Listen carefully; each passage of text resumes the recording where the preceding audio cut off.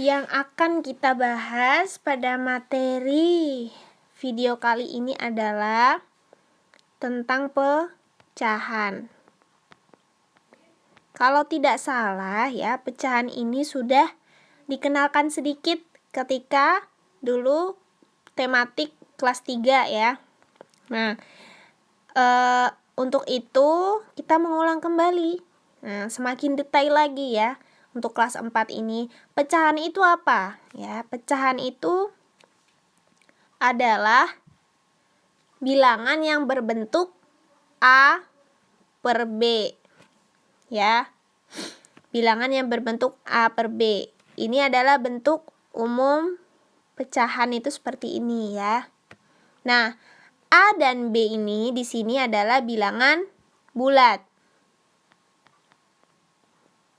Nah, bilangan bulat itu apa? Bilangan bulat itu ada 0, 1, 2, 3. Kemudian ada juga negatif 1, negatif 2, negatif 3. Itu namanya bilangan bulat. Nah, tapi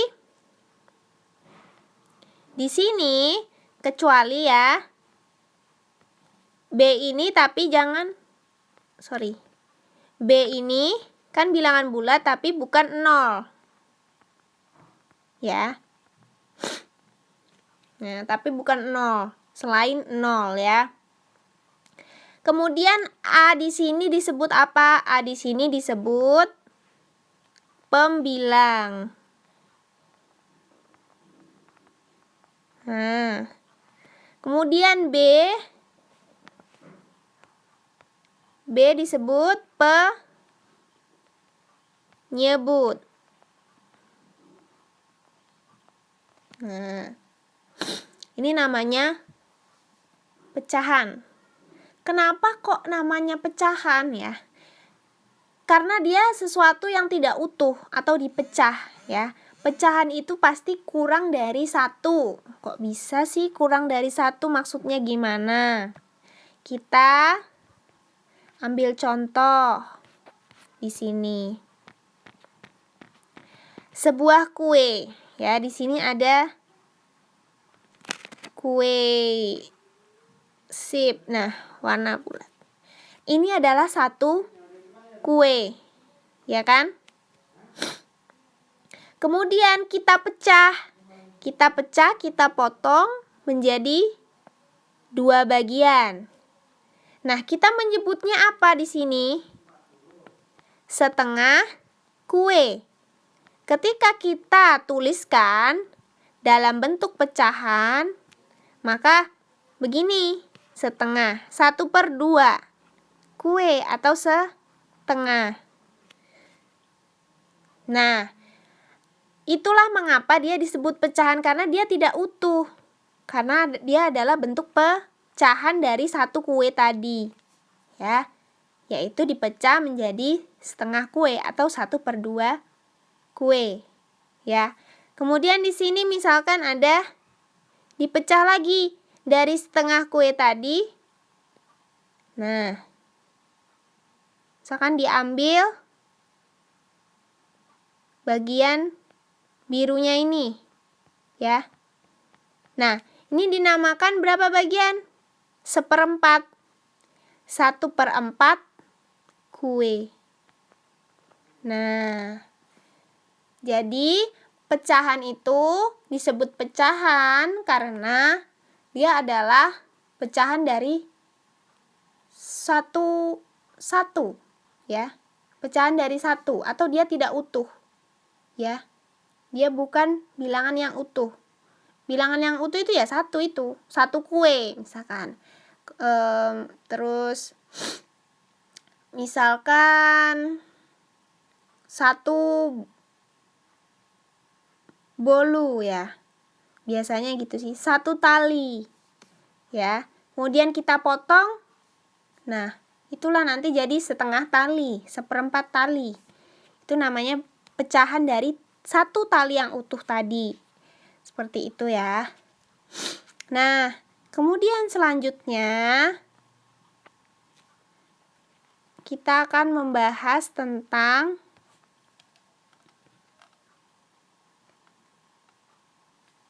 urutan pecahan. Nah, di sini ada misalkan 1, ya. 1 itu kan bentuk utuh, dia belum jadi pecahan. Kemudian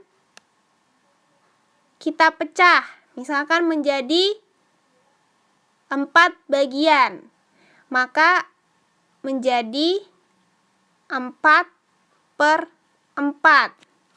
Kalau diilustrasikan, misalkan di sini ada brownies, dipecah jadi 4. Nah,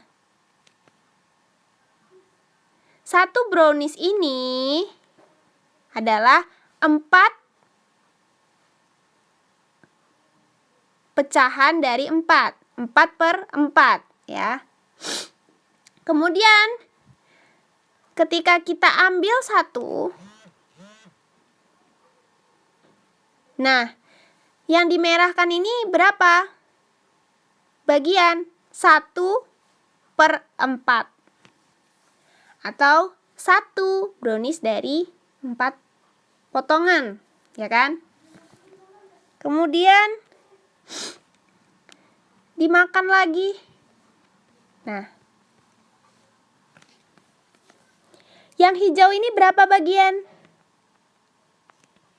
2. 2/4. Ya. Kalau dilihat, kita lihat yang berwarna merah dan hijau. Itu lebih kecil yang mana bentuknya? Lebih kecil yang merah. Berarti kalau diurutkan dari yang paling kecil, ya, itu adalah 1/4. Oke, kemudian baru 2/4. Sekarang kita lihat lagi. Kalau ini digabung, dia tambah besar bagiannya. Nah, berapa bagian kalau digabung menjadi 3/4. Nah, nih. Ini untuk yang penyebutnya sama, ya. 4. Di sini ada 4. 4, penyebutnya sama. Nah, ketika disuruh ngurutin urutan pecahan dari yang terkecil ke besar, penyebutnya sama.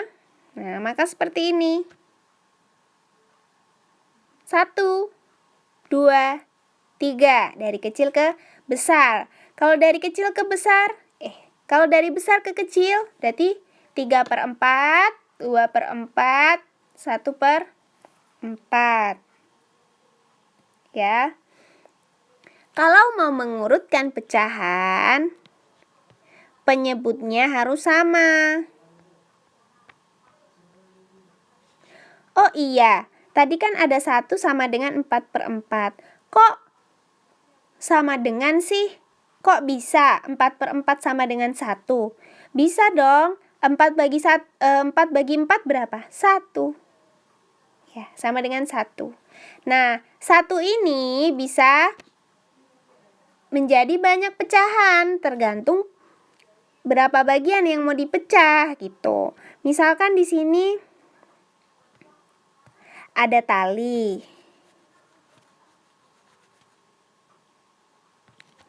Nah, ini kan 1 tali ya.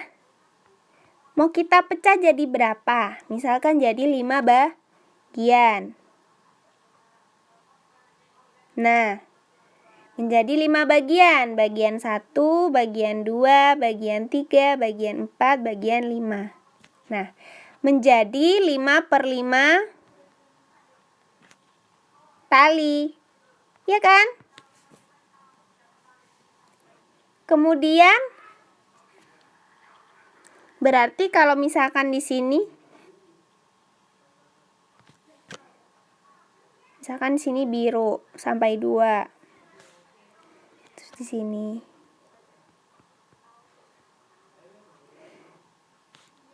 Nah, kita lihat. Kalau di sini nyebutnya apa yang biru? 2/5. Ya, 2 bagian dari 5 potong tadi, potong tali. Kemudian yang merah berapa bagian? 1, 2, 3. Berarti 3/5. Itu menentukan bagian dari pecahan. Urutannya gedean mana? Gedean 3/5, baru 2/5. Itu kalau penyebutnya sama. Gitu ya. Itu mengurutkan pecahan seperti itu. Oke. Kemudian kalau misalkan ada garis di sini,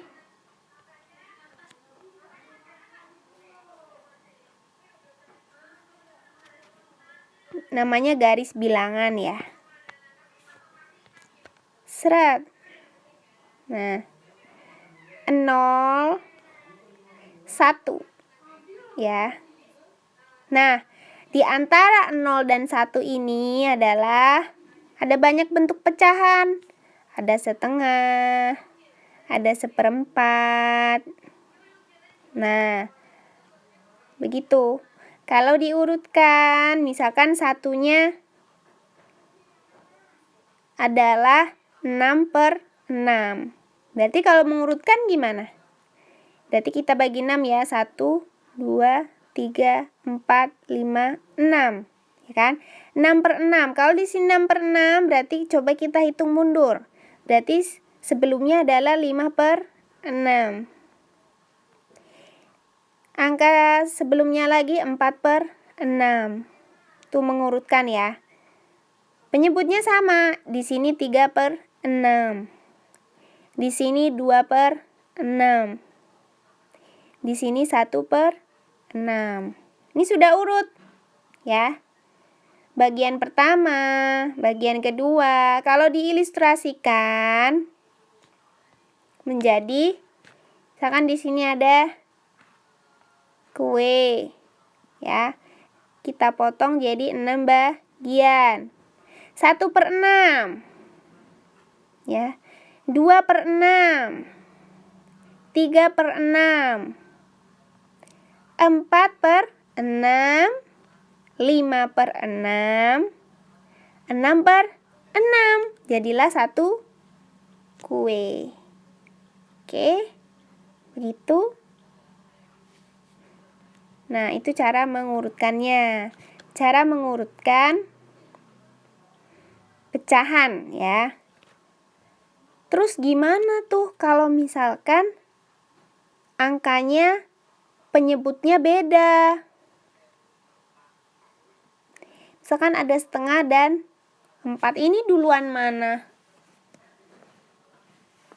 Ya, nanti akan kita bahas. Jadi kalau misalkan ada yang penyebutnya beda, angka seperti ini, maka harus kita samakan dulu. Caranya adalah dengan dikali-kali. Dengan mencari apa? Mencari KPK dari 2 dan 4. Nah,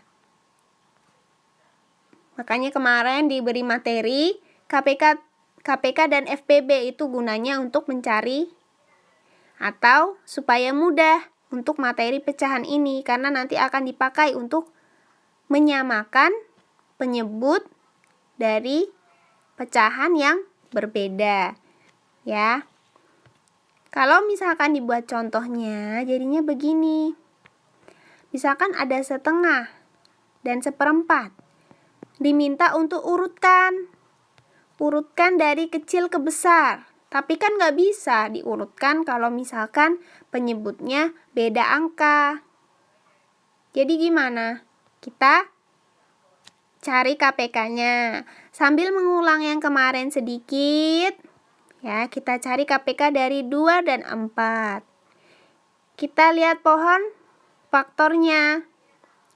2 dibagi 2 sama dengan 1. Oh, kalau sisanya 1 atau di ujungnya 1 berarti nggak usah kita bagi. 2 aja gitu. Berarti faktorisasi prima dari 2 itu kan 2. Kemudian kalau 4, 2 2. Ya. 4 bagi 2 sama dengan 2, gitu kan? Cara pakai pohon faktornya. Nah, ini berarti faktorisasi prima dari 4 adalah 2 kali 2 atau 2 pangkat 2. Nah, dari faktorisasi ini KPK-nya berapa? KPK-nya adalah, karena di angkanya sama, diambil yang paling besar pangkatnya kalau KPK. Berarti diambil 2 pangkat 2. Gitu ya. Hasilnya 2 kali 2 adalah 4. Berarti 4 inilah yang dipakai sebagai penyebutnya nanti. Berarti kalau buat yang 1/4 dia tetap nggak berubah, nggak harus dikali. Kalau buat yang 2, kita kali 2 supaya jadi 4. Nah, kalau yang di bawahnya dikali, di atasnya juga dikali. 1 kali 2. Nah, terus gimana? Habis itu berarti kan 1 kali 2 kan 2. 2 kali 2 kan 4. Sudah sama penyebutnya. Nah, 2/4 dengan 1/4. Lebih besar mana? Lebih besar yang 2/4 atau lebih besar setengah daripada 1/4. Seperti itu ya.